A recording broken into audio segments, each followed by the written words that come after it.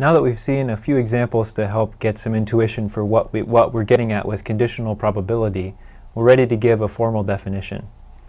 So remember that we already know the probability of A and B is equal to the probability of A times the probability of B if these two events, A and B, are independent. But much of the time we care about events that are not independent, for example, your stock and the competitor's stock that we discussed in last video. In this case, there's a generalized form of this formula that says that for any events not necessarily independent, the probability that both will happen simultaneously, A and B, is equal to the probability of A given the probability of B. Remember, this is the conditional probability that you were introduced to, times the probability of B. Now this is a nice formula because it shows that it generalizes the independent case, but a more workable way to look at it is to divide both sides by the probability of B. And in this case, it gives us a way of calculating A given B. It tells us that the probability of A given B is equal to the probability that both events happen divided by the probability of B. So let's look at an example. What's the probability that I roll a 5 given that I roll an odd number? Now we saw this informally in the last video. Formally, we're going to use this formula to calculate things now. Here we have the probability of A and B. In this case is the probability of the event 1, 3, 5. This is rolling an odd number. And the probability of rolling a 5.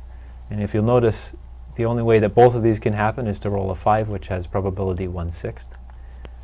We also need the probability of B. This goes in the denominator of our formula that we're targeting. And this is the probability of an odd number, which is a half. So now we can combine these to get the probability of A given B is A and B on the top divided by probability of B on the bottom. And this works out to 1/3, exactly like we saw in the last video. So now we're ready for a little bit more of a challenging question. What's the probability that I roll a 1, 2, or 3, given that I roll an odd number? And we'll write this one out. So again, let's define the event A to be 1, 2, or 3. And B is odd number, which I'm going to write in this case as 1, 3, and 5 for clarity. So we already know the probability of B is equal to 1/2. And the other element we need for our conditional probability question is the probability of A and B. And this is just the probability of 1 or 3. Notice that 1 and 3 appear in both A and B. And this probability is 2 out of the 6 outcomes, or 1/3. And so now we can get at the probability of A given B.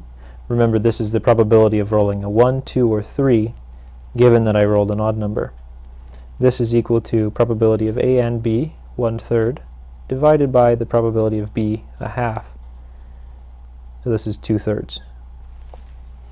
So this makes sense because 2 out of the 3 outcomes in the set 1, 2, 3 are odd. So you'd expect that it would be 2/3.